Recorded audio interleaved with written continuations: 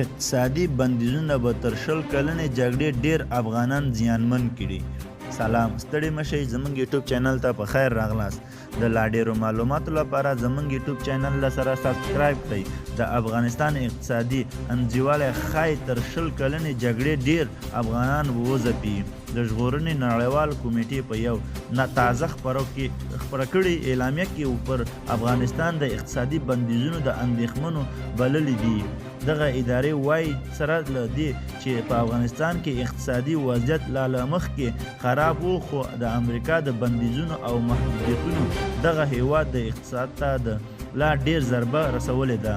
سرچینې ښایي چې د دغه بندیزونو له امله افغانستان کې لوږه او بېوزلي پراخه شوې ده او د بیکارۍ کچه مخه پر لوړېدو ده.